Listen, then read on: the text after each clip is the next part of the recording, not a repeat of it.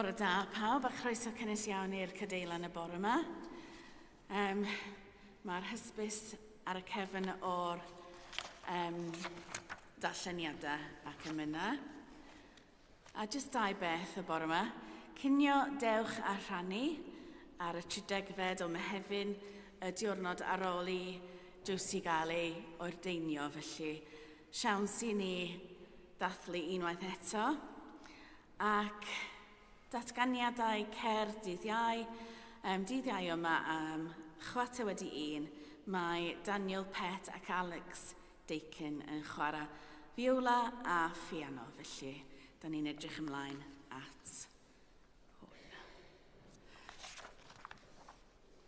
Bydded i bopeth byw foliannu'r sanctaidd 1.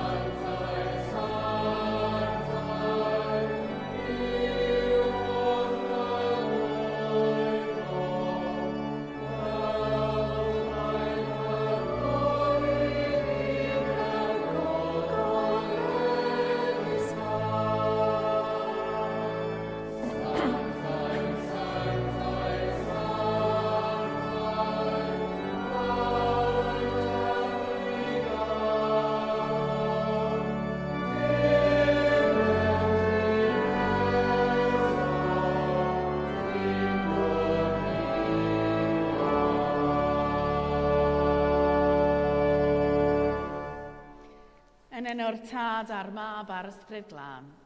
Amen. Gras a thangnefedd a fo gyda chwi. A gadw di yng nghariad Crist. Bydded i bopeth byw foliannu'r sanctaidd 1. Gan gynnull i ddathlu'r Cymun Bendigaid gogoniant i Dduw, yn baratown gan gyffesu ein pechodau.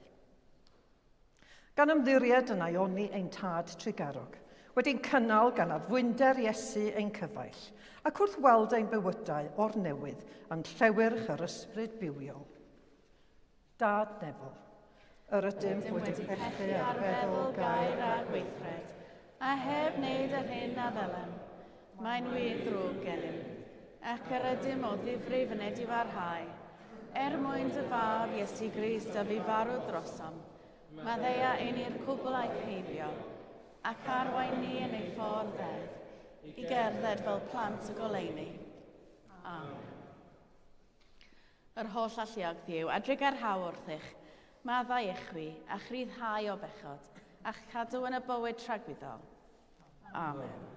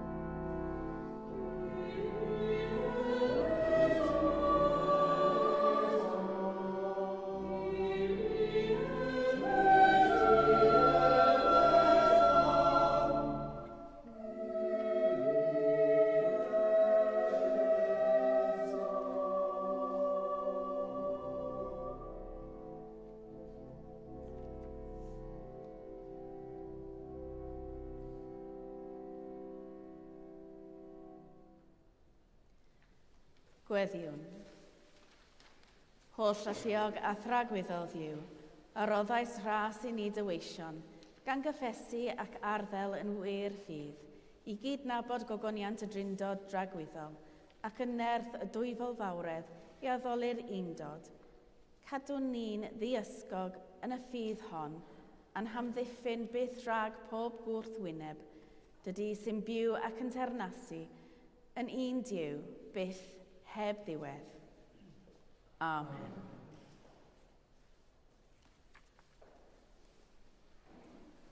Amen.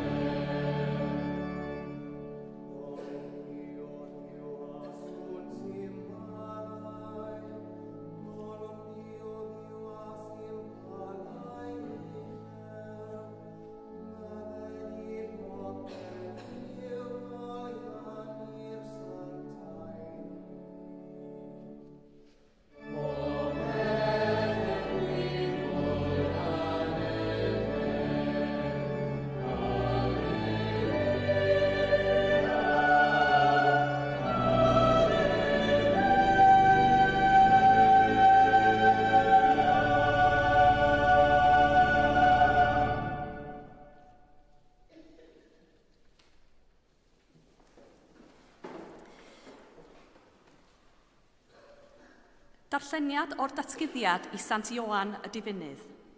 Wele, ddrws wedi ei agor yn y nef, a dyma'r llais a glywswn gyntaf yn llefaru wrthyf fel sŵn utgorn, yn dweud, "Tir difynnu yma a dangosaf i ti'r pethau y mae'n rhaid iddynt ddigwydd ar ôl hyn." Ar unwaith, yr oeddwn yn yr ysbryd ac wele, yr oedd gorsedd wedi ei gosod yn y nef, ac ar yr orsedd un yn eistedd. Yr oedd hwn yn debyg ei olwg i faen iaspis a sardion, ac o amgylch yr orsedd, yr oedd enfys debyg i emrallt. O amgylch yr orsedd, yr oedd hefyd 4 gorsedd ar hugain, ac ar yr rhain 4 henuriaid ar hugain yn eistedd mewn dillad gwyn, ac ar ei pennau goronau aur. O'r orsedd, yr oedd fflachiadau mellt a sŵn taranau yn dod allan, ac yn llosgi ger bron yr orsedd, yr oedd 7 ffagl dan. Y rhain yw 7 ysbryd Duw. O flaen yr orsedd, yr oedd môr megis o wydyr tebyg i risial.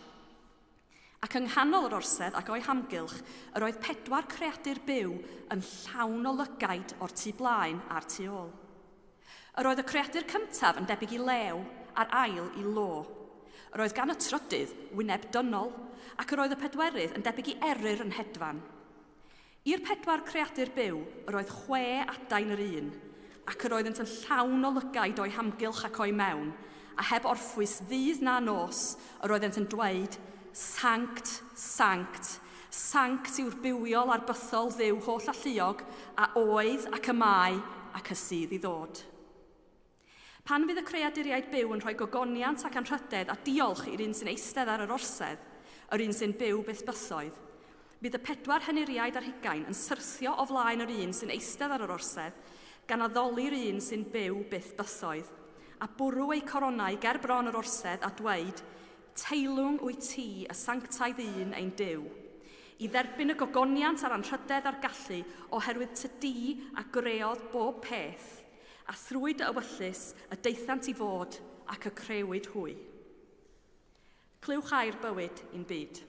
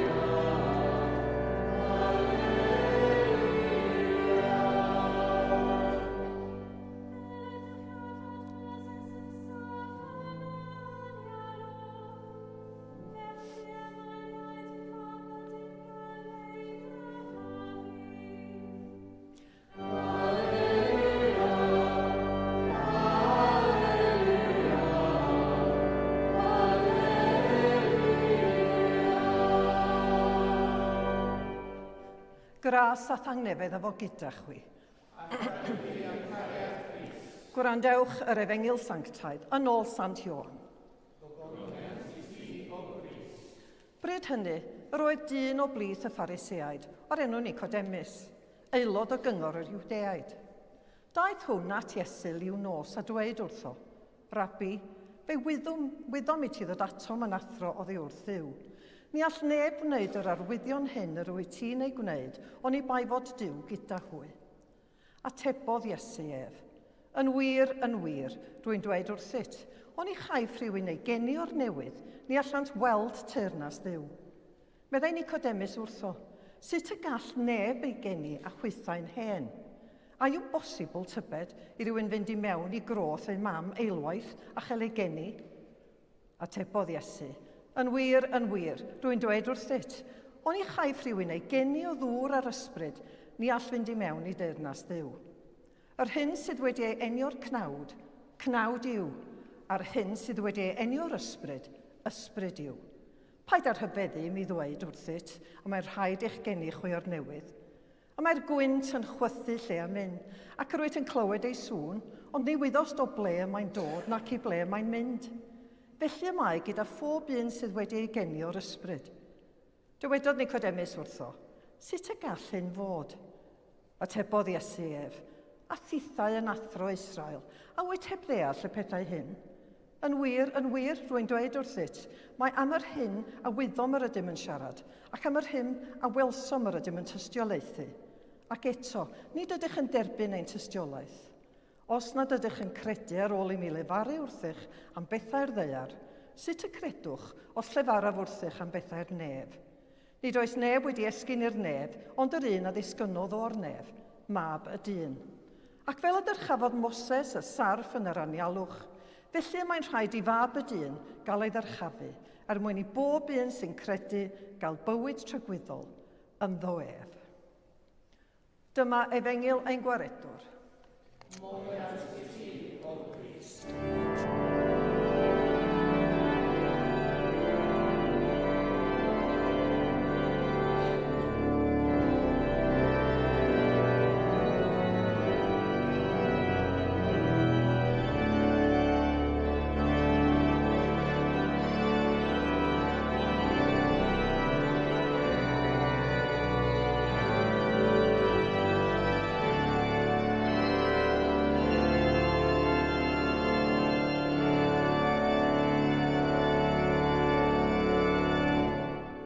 Yn enw'r Tad a'r Mab a'r Ysbryd Glân.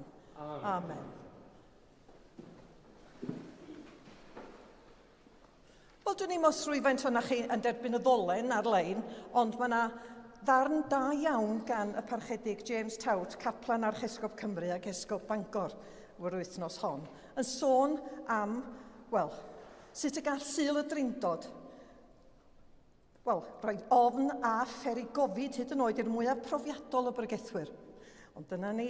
Ond efallai llawer o le i siarad am Dduw, a cyfla i siarad am Dduw, medda fo, yn hytrach na sôn am beth mae Duw wedi wneud i ni. Felly dwi'n mynd i drio ceisio gwneud hynny heddiw. Ond mae'n sôn am hefyd am Richard Rohr, y Francisgwr Americanaidd, sydd wedi ysgrifennu'n helaeth ar y Drindod. A bod o'n deud na nid rhywbeth na allwch ei ddeall i'w dirgelwch. Yn hytrach, mae'n rhywbeth y gallwch ei ddeall yn ddiddiwedd, neu ceisio ei ddeall, na trio i meddwl na newch chi byth i ddeall o. Ond o'n i'n mwynhau narw'r erthigol yna gan James. Wel, heddiw, rydyn ni'n dathlu Sul y Drindod, ond dydw i ddim yn mynd i sôn am blethiad a thair cainc, na meillion tair deilan i geisio esbonio'r tri dull hyn, sy'n dragwyddol yn hytrach nag yn olynol. Perthnasol yw'r Drindod, y Tad, y Mab a'r Ysbryd Glân, sy'n ein gwahodd i berthynas â nhw ac a'i gilydd, mewn ffordd sy'n dangos bod cariad yn wirioneddol bwysig. Mae'r Beibl yn siarad a chalon ar hyn mae'n olygu i fod yn ddynol. Y cwestiynau, y poenau a'r brwydrau, y llawenydd, y bendithion a'r gobeithion, gan gynnig ysbrydoliaeth a her. Ac mae darlleniad o'r Efengyl heddiw yn ein gwahodd i ailddychmygu ein dyfodol.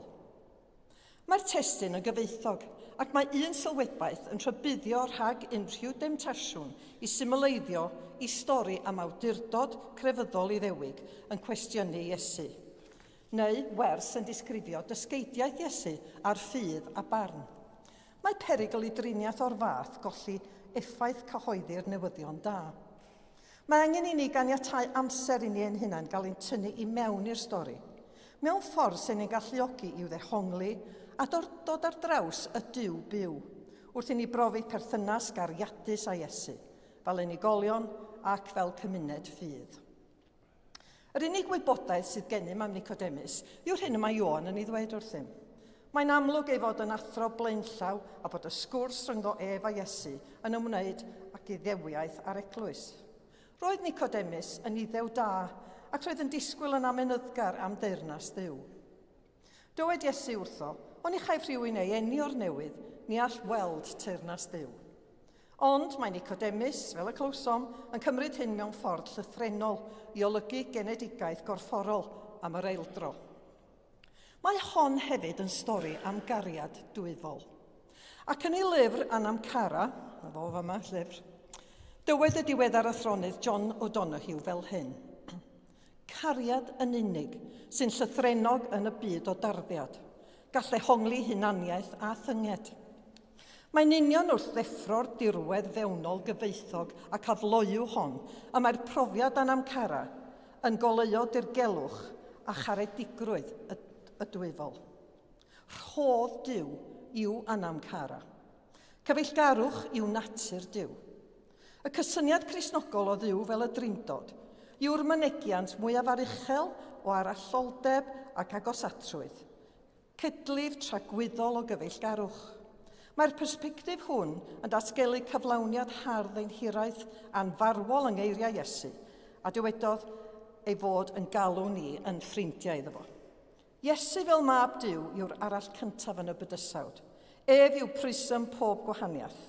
Ac mewn cyfeillgarwch ag ef, awn ni mewn i brydferthwch tyner ac anwyldeb y Drindod. Yn y cofleidiad o'r cyfeillgarwch tragwyddol hwn, yr ydym yn meiddio bod yn rhydd. Geiriau John O'Donoghue. Wel, mae'r cariad dwyfol hwnnw yn cynnig cyfle i bob person gael ei ailenni i fywyd tragwyddol yn yr ysbryd. Nid yw aros yn llonydd ac aros am deyrnas Dduw yn ddigon. Mae Iesu'n awgrymu bod yr ysbryd yn gweithredu fel asiant sy'n ailgreu, a bod yn rhaid i bobl dderbyn trwy ffydd yr hyn sy'n cael ei gynnig iddyn nhw. Ceir yma hefyd sôn am fedydd Cristnogol. Nid rhyfedd fod Nicodemus yn teimlo'n gythryblus ynghylch y pethau hyn, ac efallai bod rhai ohonom ni yma'n teimlo'n gythryblus hefyd. Dywedodd yr esgob Tom Wright fod yn rhaid i ddŵr ac ysbryd yma olygu'r bedydd dwbl. Bedydd mewn dŵr sy'n dod â phobl i mewn i fudiad y deyrnas a ddechreuwyd gan Ioan Fedyddiwr ac a barhawyd gan ddisgyblion Iesu.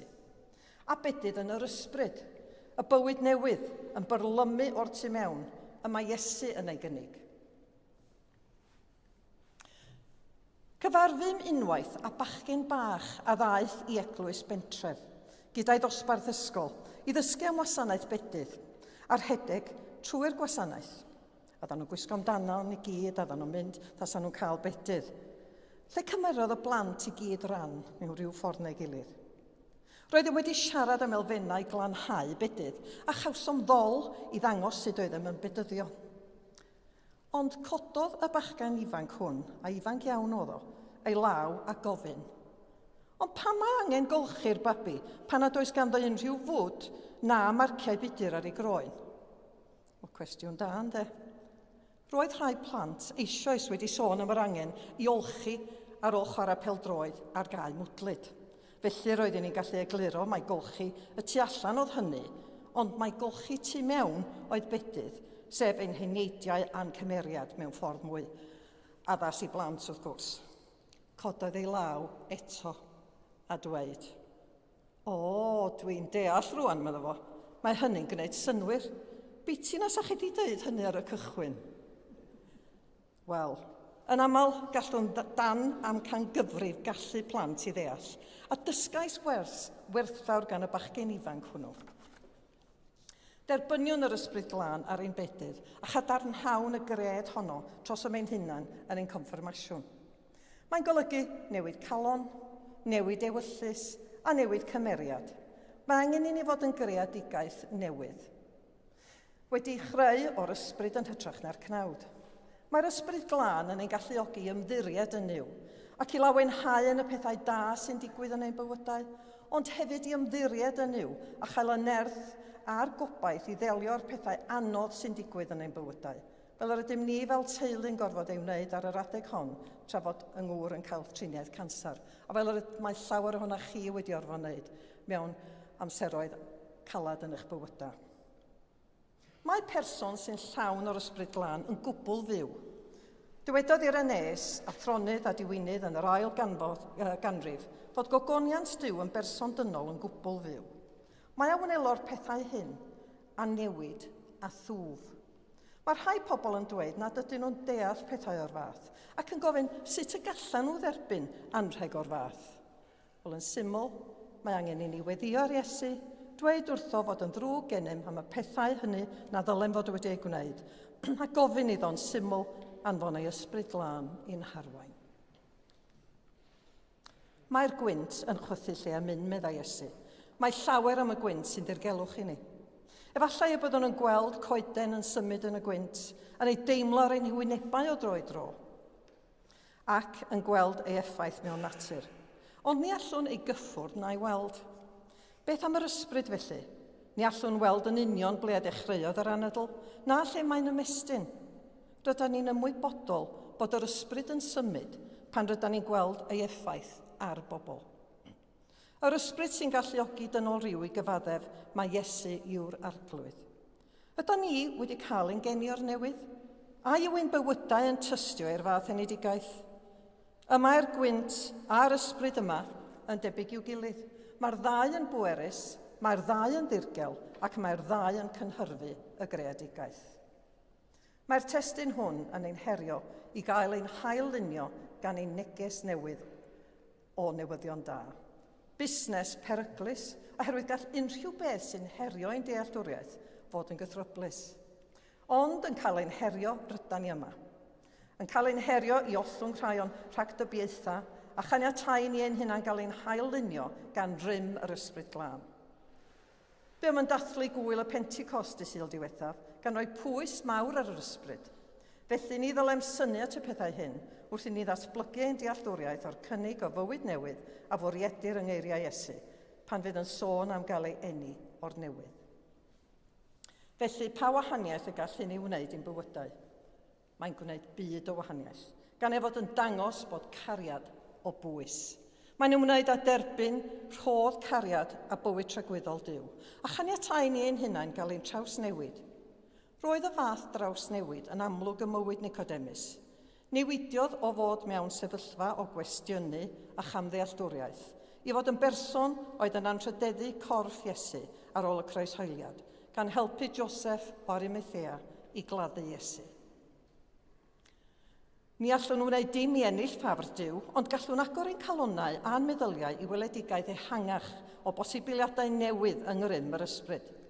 Mae yma, wahoddiad i bob un ohonom, adael i'r geiriau hyn yn cyffwrdd o'r newydd, fel y gallwn fod mewn perthynas iawn â Duw, trwy Iesu'r Mab, yn nerth a grym yr ysbryd glân.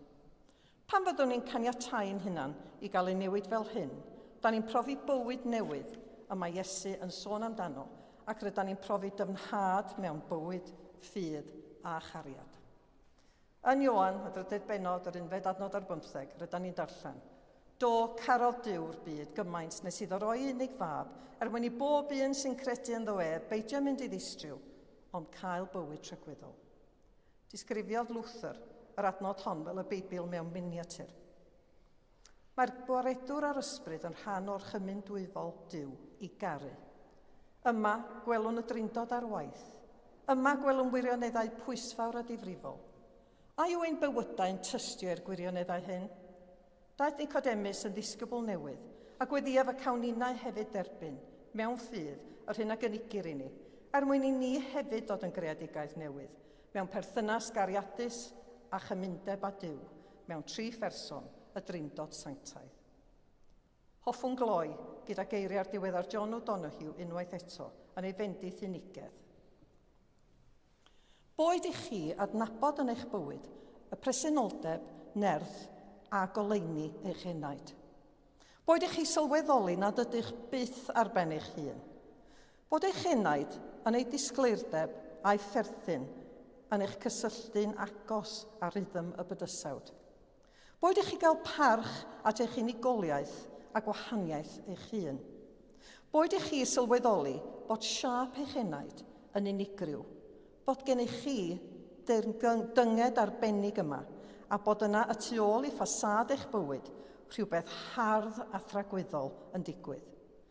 Boed i chi ddysgu gweld eich hunan, gyda'r un hyfrydwch, balchder a disgwyliad, ac y mae Duw yn eich gweld ym mhob eiliad.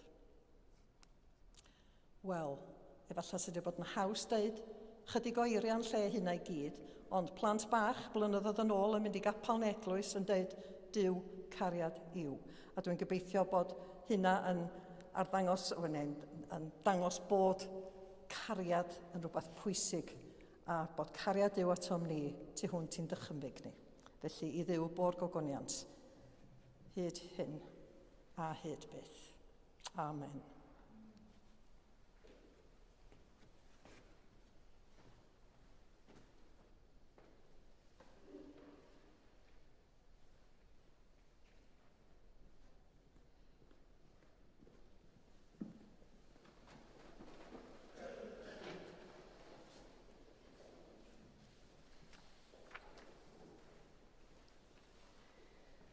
Ar y cyd, gadewch i ni gadarnhau ein ffydd. Rwyf yn credu ac yn ymddiried yn i'w dad, a greodd bopeth sydd. Rwyf yn credu ac yn ymddiried yn ei fab Iesu Grist, a brynodd ddynol rhyw. Rwyf yn credu ac yn ymddiried yn ei ysbryd glân, sy'n rhoi bywyd i bobl ddiw. Rwyf yn credu ac yn ymddiried yn ei dad, mab ac ysbryd glân. Amen. Gyda'n holl galon, yn holl feddwl, gweddiwn ar Dduw.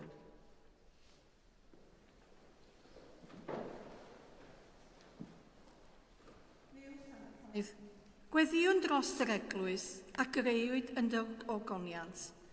Gweddiwn dros Andrew ein hesgob, dros David ein hesgob cynorthwyol, dros weinidogaeth fenyddiol eglwys y groes a'n gadeirlan, a thros pawb a ddawn berer union dros y trothwyr wythnos yma.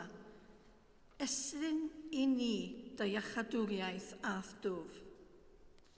O Dduw yn dy drigaredd, gwrando ein gweddi. Dduw sanctaidd, gweddiwn dros dy byd a greuwyd gan dy gariad. Gweddiwn yn arbennig dros bobl Israel, Gaza, Sudan a Ukraine. A thros gyfiawnder a heddwch yn y gwledydd hynny.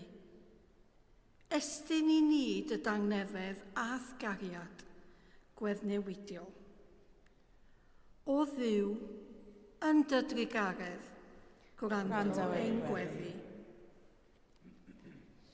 Dduw sanctaidd, gweddiwn dros dy holl bobl, wedi'i creu ar dy ddelw, ac yn enwedig dros yr unig, y galarus a'r claf, ac o'n cymuned ni dros Muriel Hagan, Louise Bonisi, Maureen Quinlan, Peter Lewis o Feiriad, John Parker, Anne Parry, Dimitro, Andrew Hughes, Lois Williams, John Watkin-Jones, Helen Lincoln a Bill Lovelock. Anadla anadl einioes arnynt a dŵg iddynt dy drigaredd a thras. O Dduw, yn dy drigaredd, gwrando ein gweddi. Dduw sanctaidd, gweddiwn dros yr rhai ag ydym yn ei caru, ond na'i gwelwn mwyach. Gweddiwn dros yr rhai sydd wedi marw yn ddiweddar, yn ei plith, Iwan Faseneg, Doreen Faseneg a James Riding. A thros John Charles Owen, y cedwyr ei dydd coffa'r dyddiau hyn. Gorffwys tragwyddol dyro iddynt o Dduw, a llywyrched goleuni gwasadol arnynt. Gorffwysed hwy mewn tangnefedd, a chyfodi mewn gogoniant. Gan unon gweddi a gweddiau mair mam Duw, deiniol, seiriol, cadfan a holl saint enlli, cydweddiwn, dad trigarog, derbyn y gweddiau hyn, mwyn dy fab ein gwared o Iesu Grist. Amen.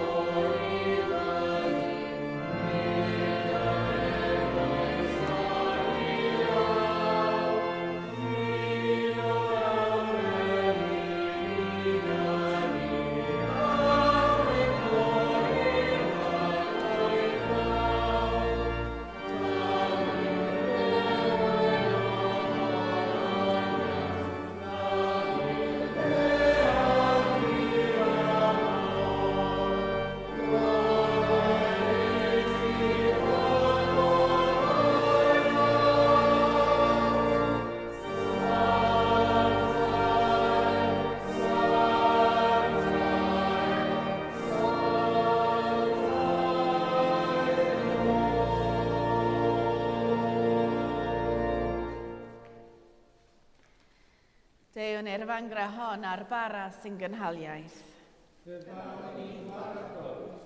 Dewn i'r fangra hon a'r gwyn sy'n mwyneiddio. Gras a thangnefedd a fo gyda chwi. Dychefwch eich calonnau. Diolchwn i'r arglwydd ein Duw.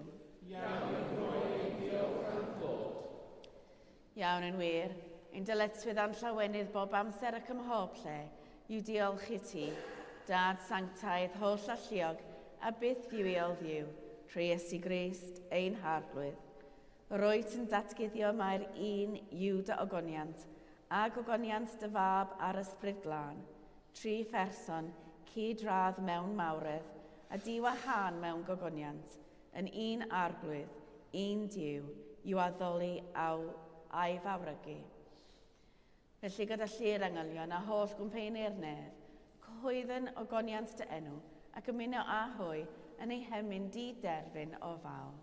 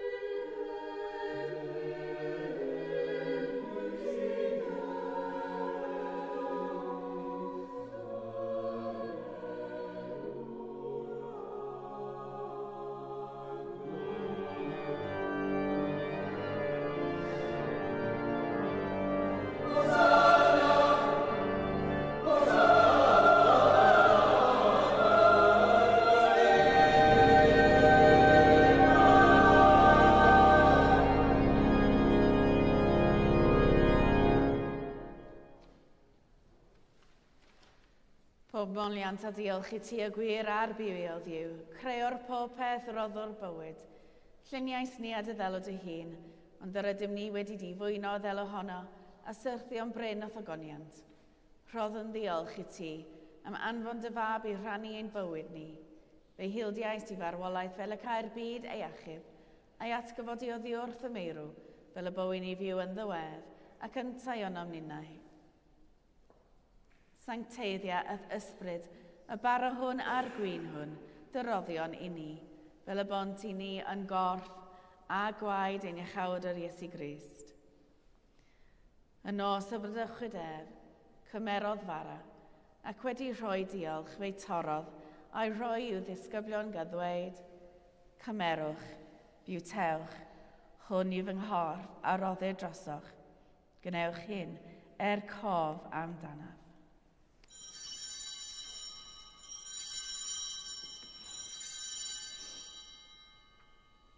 Yr un modd ar ôl swper cymerodd y cwpan ac wedi rhoi diolch fe'i roddodd iddynt gan ddweud. Yfwch o hwn bawb, oherwydd hwn yw fy ngwaed, o'r cyfamod newydd, a dywelltu drosoch a thros lawer, maddeuant pechodau. Gwnewch hyn, bob tro yr yfwch ef, cof amdanaf.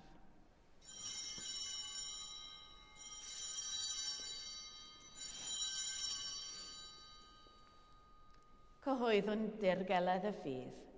Bu farw Crist, atgyfododd Crist, daw Crist mewn gogoniant.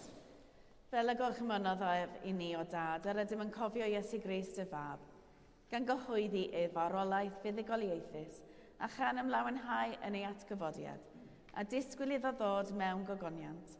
Deion ar bara hwn a'r cwpan hwn I ti, derbyn ein habeth o ddiolch a moliant. adfer ac adfwyad y holl bobl.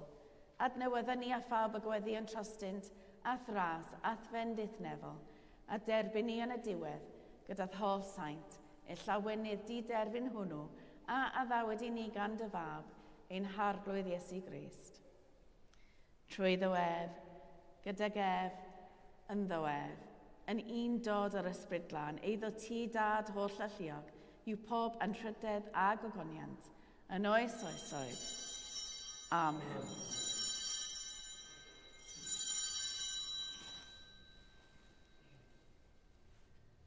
Fel y dysgodd ein iechawd ni gweddiwn yn hyderus. Ein tad, y rhynwyd yn y nefoedd, sancteiddiad y enw, deled y dernas, gwneled o wyllus, megis yn y nef, felly ar y ddeiar hefyd.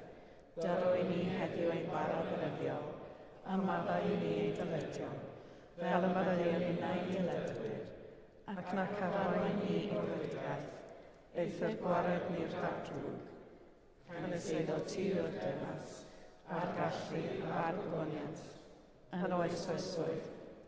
Amen. By'n cysegrir ath ysbryd yn un corff, fel na fyddwn wasgaredig mwyach, ond yn deulu ar dylun, a'r agosadrwydd yn rhodd dy dangnefedd. Tangnefedd y bythol ddiw, a fo gyda chwi bob amser. Ath gadw di yng nghariad Crist. Rhannwn arwydd o dangnefedd.